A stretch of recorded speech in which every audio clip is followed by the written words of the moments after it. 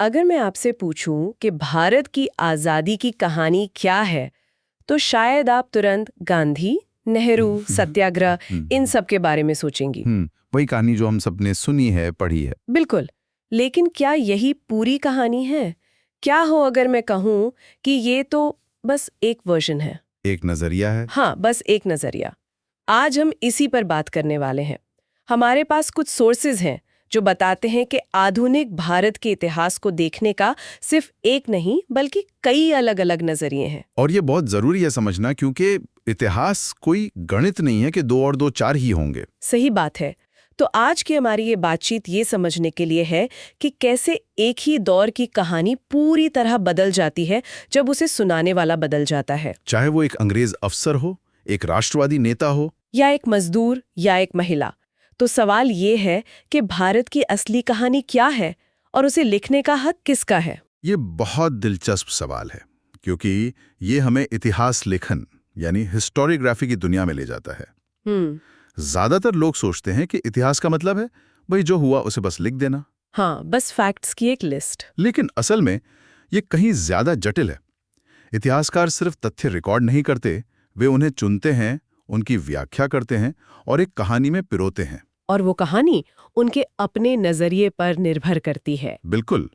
जैसा कि एक इतिहासकार पर्सिवल स्पीयर ने कहा था कि भारत का इतिहास लिखना हाल के सालों में बहुत उलझा हुआ काम हो गया है।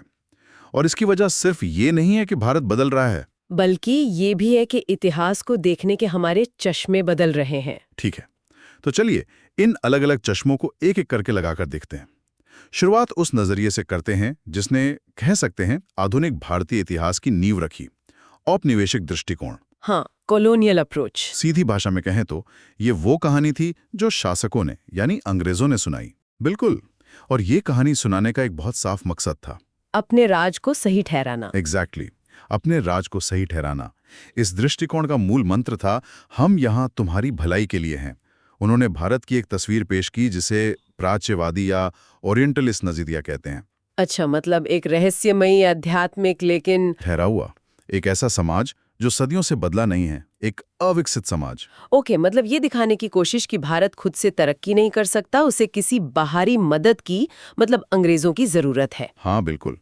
इसी सोच से व्हाइट मैन्स बर्डन यानी गोरे आदमी का बोझ जैसी बातें निकली कि हम पिछले लोगों को सभ्य बनाने का बोझ उठा रहे हैं।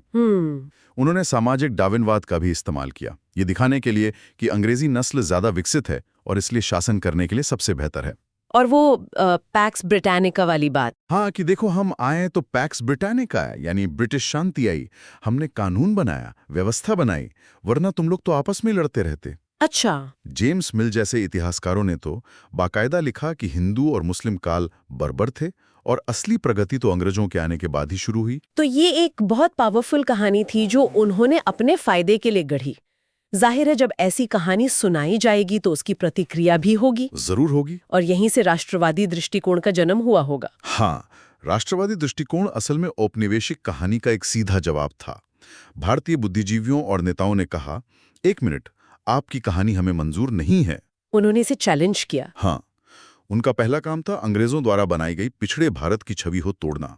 उन्होंने प्राचीन भारत के गौरवशाली इतिहास को सामने रखा, विज्ञान, गणित, दर्शन, ये बताने के लिए कि हम कोई पिछड़ी हुई कौम नहीं है। बिल्कुल, ये आत्मविश्वास जगाने के लिए जरूरी भी था। लेकिन क्या उन्होंने सिर्फ अतीत की बात की या अंग्रेजों के राज की हकीकत पर भी कुछ कहा? बहुत कुछ कहा, और खासकर अर्थव्यवस्था पर। ये राष्ट्रवादी दृष्टिकोण की सबसे बड़ी देन थी, दादाभाई नौरोजी, आरसी दत्त जैसे लोगों ने। Drain of wealth theory. Exactly. उन्होंने बहुत मेहनत से आंकड़े जुटाकर ये थियोरी पेश की। उन्होंने आसान भाषा में समझाया कि अंग्रेज भारत की भलाई नहीं कर रहे, बल्कि यहाँ की दौलत लूटकर ब्रिटेन ले जा रहे हैं। तो ये एक जबरदस्त और वैज्ञानिक आलोचना थी। हाँ, जिसने अंग्रेजों के हम तुम्हारी भलाई के लिए हैं वाले दावे की पूरी हवा निकाल दी। तो जहां औपनिवेशिक कहानी भारत को कमजोर दिखाती थी, वहीं राष्ट्रवादी कहानी ने एक मुत्तहिद और गौरवशाली भारत की तस्वीर पेश की जो अपनी आजादी के लिए लड़ रहा था। ठीक है, तो अब हमारे पास दो बिल्कुल अलग अलग कहानियां हैं, एक शासक की, एक स्वतंत्रता सेनानियों की।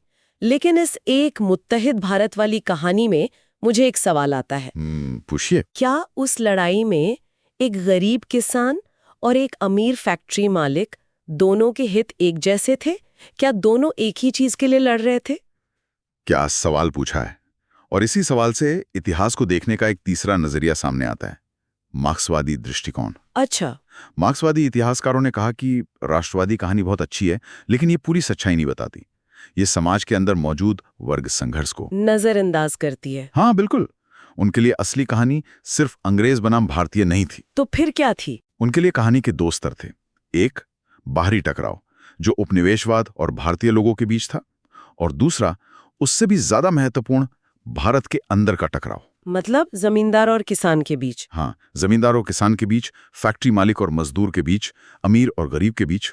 रजनी पालमे दत्त और AR देसाई जैसे इतिहासकारों का मानना था कि जिसे हम राष्ट्रीय आंदोलन कहते हैं, उसे ज्यादातर भारतीय मध्यम वर्ग, मतलब बुर्जुआ क्लास चला रही थी। हाँ, और आजादी के बाद सत्ता भी उन्हीं के हाथ में आई, ना कि आम मजदूर या किसान के हाथ में। तो उनका कहना था कि आजादी का आंदोलन असल में एक वर्ग का आंदोलन था, जिसे पूरे देश का आंदोलन बताकर पेश किया गया। मोटे तौर पर हाँ, वो मानते थे कि नेताओं के अपने वर्गीय हित थे।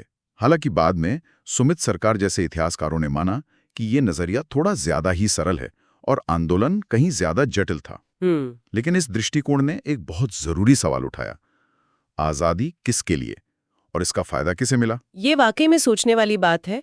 लेकिन एक और दृष्टिकोण है जो सत्ता पर ही केंद्रित है, पर उसका एंगल बिल्कुल अलग है। Cambridge school. हाँ, मैंने पढ़ा है कि उनका तो ये तक कहना था कि भारतीय राष्ट्रवाद जैसी कोई चीज थी ही नहीं। ये सुनकर तो बड़ा झटका लगता है। हाँ, ये सबसे विवादास्पद दृष्टिकोणों में से एक है। कैम्ब्रिज स्कूल के इतिहासकारों ने कहा कि ये आजादी की लड़ाई, देशभक्ति, राष्ट्रवाद, ये सब ऊपर की बातें हैं।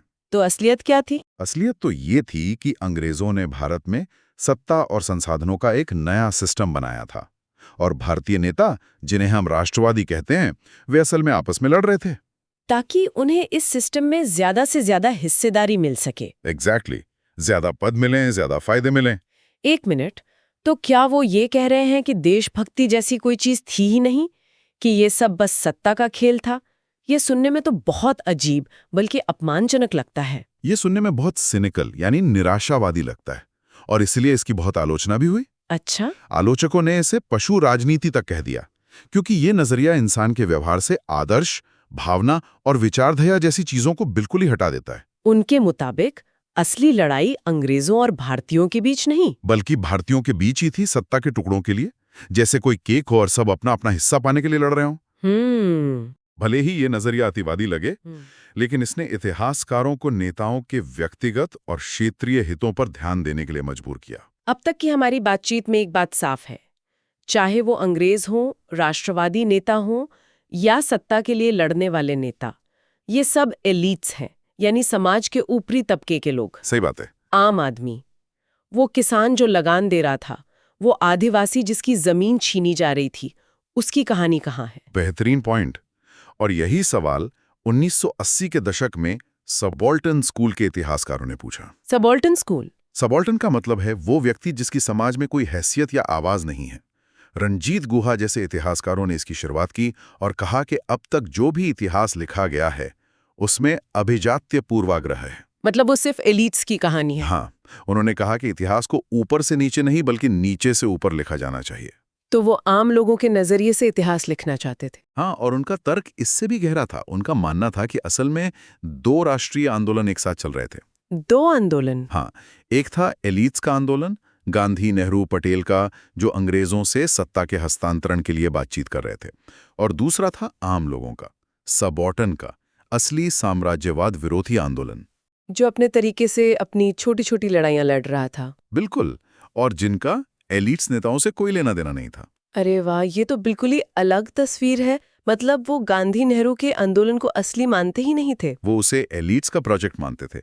उनका यहां तक कहना था कि राष्ट्रवाद खुद एक एलीट विचारधारा है जो आम लोगों पर थोपी गई, और इसने जाति, वर्ग और धर्म के असली भेदभाव को एक बड़े भारतीय लेबल के नीचे छिपा दिया। हाँ, इस स्कूल ने हमें उन लोगों की आवाज सुनने पर मजबूर किया जिन्हें इतिहास ने हमेशा खामोश रखा था। और जब हम इन खामोश की गई आवाजों की बात कर रहे हैं, तो एक बहुत बड़ा समूह है जिसे अक्सर भुला दिया जाता है, औरतें। जाहिर है इतिहास को देखने का एक नारीवादी दृष्टिकोण भी होगा। बिल्कुल, सबॉल्टन स्कूल ने जिन दरवाजों को खोला उसी से नारीवादी इतिहास लेखन को भी बल मिला। शुरू में तो कोशिश सिर्फ ये थी कि इतिहास की किताबों में कुछ महान महिलाओं का जिक्र जोड़ दिया जाए, जैसे रानी लक्ष्मीबाई या सरोजिनी नायडू। हाँ, लेकिन जल्दी ही इतिहासकारों को समझ आया कि ये काफी नहीं है। मतलब सिर्फ महान महिलाओं को गिनवा देना काफी नहीं है। नहीं, असली सवाल ये था कि औपनिवेशिक काल की सामाजिक और कानूनी संरचनाओं ने आम महिलाओं की जिंदगी पर क्या असर डाला। कानून कैसे बदले, संपत्ति के अधिकार का क्या हुआ। बिल्कुल, इस दृष्टिकोण ने इस बात पर रोशनी डाली कि कैसे महिलाओं को उत्पादक संसाधनों, खासकर जमीन के मालिकाना हक से बाहर रखा गया, जिससे उनकी असुरक्षा और बढ़ गई। और ये कोई नई बात नहीं थी। नहीं, बिल्कुल नहीं। पंडिता रमाबाई ने 1887 में ही अपनी किताब the high cast Hindu woman में इस पर तीखा प्रहार किया था।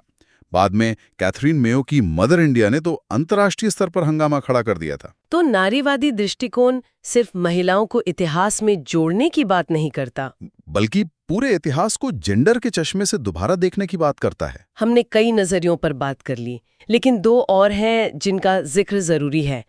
एक है सांप्रदायिक दृष्टिकोण, जिसका हमारे समाज पर बहुत गहरा और दुखद असर पड़ा है। हाँ, ये दृष्टिकोण औपनिवेशिक इतिहासकारों की बांटो और राज करो की नीति की देन है। उन्होंने ही ये शुरू किया। हाँ, उन्होंने ही सबसे पहले ये विचार फैलाया कि हिंदू और मुसलमान दो अलग-अलग समुदाय हैं, जिनके हित हमेशा से एक दूसरे के खिलाफ रहे। उन्होंने मध्यकालीन इतिहास को हिंदू मुस्लिम संघर्ष की एक लंबी कहानी के तौर पर पेश किया, और बाद में इसी कहानी को सांप्रदायिक नेताओं ने अपना लिया। गुलाम होने की दुखद यादें। ये तो बहुत खतरनाक कहानी है। बहुत। इस झूठी कहानी ने दोनों समुदायों के बीच अविश्वास और नफरत का बीज बोया, जिसके भयानक नतीजे हमने दंगों और आखिरकार देश के बंटवारे के रूप में देखे। ये इस बात का सबसे बड़ा उदाहरण है कि कैसे इतिहास की एक खास तरह की व्याख्या पूरे देश का भविष्य बदल सकती है। सही कहा। और आखिर में एक बहुत ही अलग आर्थिक दृष्टिकोण है, उदारवादी और नव उदारवादी। और इनकी बात तो बड़ी हैरान करने वाली है। ये कहते हैं कि उपनिवेशवाद से खुद ब्रिटेन को भी फायदा नहीं हुआ। ये तो बिल्कुल उल्टा लगता है। ये सुनने में उल्टा ही लगता है, लेकिन उनका तर्क समझिए। पैट्रिक ओब्रायन जैसे अर्थशास्त्रियों का कहना है कि ब्रिटेन ने अपना सारा पैसा, ताकत और ध्यान भारत जैसी कॉलोनियों में लगा दिया। वहाँ रेलवे लाइन बिछाने में, अपनी बनी बनाई चीजों के लिए बाजार तैयार करने में। इस चक्कर में उन्होंने अपने खुद के देश ब्रिटेन के अंदर नई और आधुनिक इंडस्ट्रीज में निवेश करने पर ध्यान ही नहीं दिया। अच्छा, तो उनका मतलब है कि अगर ब्रिटेन उपनिवेश बनाने के बजाय अपने घर पर ध्यान देता तो वो आर्थिक रूप से और ज्यादा मजबूत होता। उनका तर्क यही है। वो कहते हैं कि उपनिवेशवाद ने ब्रिटेन को आलसी बना दिया और उसकी औद्योगिक तरक्की को धीमा कर दिया। अब ये कितना सच है, इस पर बहस हो सकती है, लेकिन ये एक अलग ही एंगल देता है सोचने के लिए। हाँ, ये हमें ये सोचने पर मजबूर करता है कि उपनिवेशवाद के आर्थिक प्रभाव शायद उतने सीधे सपाट नहीं थे जितना हम समझते हैं। तो इस सब का क्या मतलब है आज की इस पूरी बातचीत के बाद? एक बात तो साफ है कि आधुनिक भारत का कोई एक सच्चा इतिहास नहीं है। ये तो अलग अलग नजरियों से सुनाई गई कहानियों का एक गुलदस्ता है। शासक की कहानी, राष्ट्रवादी की कहानी, मजदूर की, महिला की, और हर उस इंसान की जिसे हमने देखा या नहीं देखा। हर नजरिया हमें तस्वीर का एक नया हिस्सा दिखाता है, लेकिन हर नजरिए का अपना एक चश्मा भी है, अपनी सीमाएं हैं। और यही समझना सबसे जरूरी है ना? बिल्कुल। इतिहास लेखन कोई हवा में होने वाली अकादमिक बहस नहीं है। ये कहानियां जो हम अपने अतीत के बारे में खुद को सुनाते हैं, वो हमारी आज की पहचान और हमारी राजनीति को तय करती हैं। ये जानना कि इतिहास कैसे लिखा जाता है, कौन लिख रहा है और क्यों लिख रहा है, हमें अपने आज को और अपने आसपास की दुनिया को ज्यादा गहराई से और आलोचनात्मक नजर से देखने की ताकत देता है। बिल्कुल सही कहा। तो आज की चर्चा को हम एक सवाल के साथ खत्म करते हैं। इन सभी अलग अलग दृष्टिकोणों को ध्यान में रखते हुए अगर आज हमें पिछले 20-25 सालों का इतिहास लिखना हो, तो हमारे इस दौर की कहानी कहने के लिए कौन सी नई विचारधाराएं या नजरिए उभर सकते हैं? सोचिएगा जरूर।